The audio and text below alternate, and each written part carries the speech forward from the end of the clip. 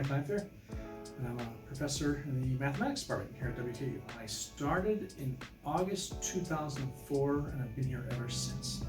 I came in as an assistant professor.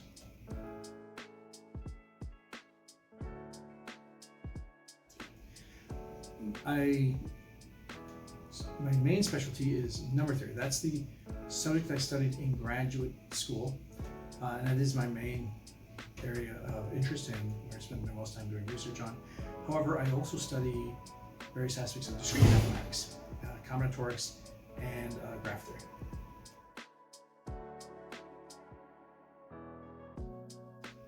Well, I kind of feel that when you're teaching students, you have to be very clear so the students know what they're studying, what are their expectations, and let's say, where are we going in the course.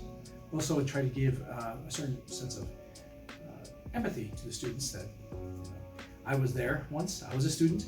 I always want things to be as clear as possible and understand that when a course material gets difficult, that when material gets kind of onerous and difficult and you really have to work at it, that I understand that this is the hard part of the course. This is where you have to sit down and grind. Sometimes things can be a little bit tough, but that's the nature of the game. You do have to put in your work and just kind of let them know what they have to be doing.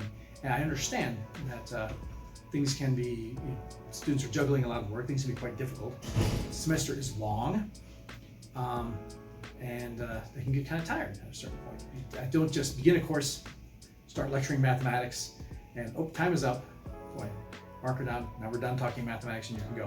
Try to make the course lively and entertaining, where I'm understanding if they're tired, they've been at it for 2.5 months, and maybe we can have a little bit of fun, do something a little more lively, engage in mathematics, ask them questions, talk about it, but also go out of the box a little bit, talk about other things and stuff, and kind of be a little more lively.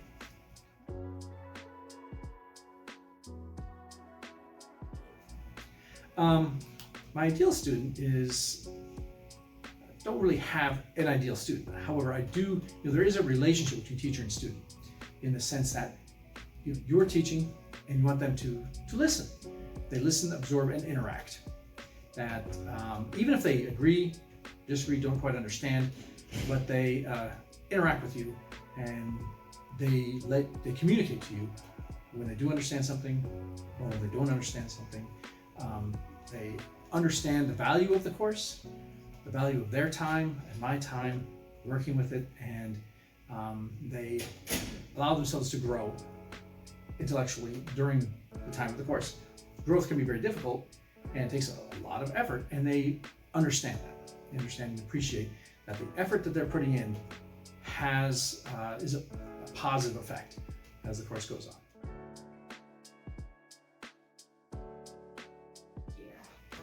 I have several goals. For teaching is to have a successful courses. By this I mean where I've taught the material and all, if not all, a vast majority of students have absorbed most of the material of the course and have performed well in my courses. That I feel good that the students get the final exams back, grading them, and say they have learned it. And that's my main goal for teaching. I tell the students that, look, I want you to learn the material. And so when you go and absorb the material enough that if you go to the next course, or if you go to another school, that you know that material.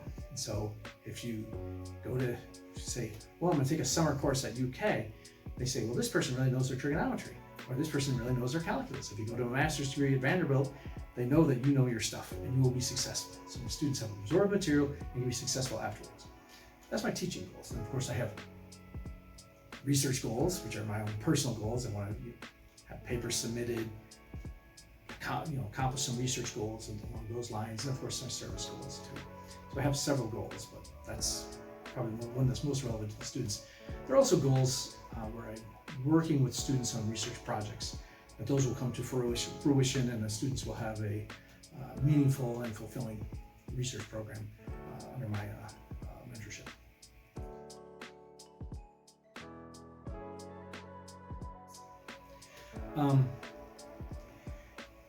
So be committed. If you want to be successful, the best words are time on task. Work at it and look at all, keep your mind open. Figure out where you want to go with the skills you're developing, what you want to achieve with this, and then be committed to that and focus on it. If you want, it will help. I mean, if you want to be well and navigate society properly, it will benefit you to know as much as you can, to be as skilled as much as you can. This is only to your benefit. So learn as much as you can about the subject, but also about the various avenues that the subject can take you. Talk to people, engage with people, let's figure out what other people did, where they went, and let's see what you can do with these skills that you're developing. This semester I'm teaching trigonometry and algebraic systems, which is Math 317, which is a 300 level algebra course. Next semester I'm teaching calculus, trigonometry, and discrete mathematics. So I'm teaching 3 different courses next semester.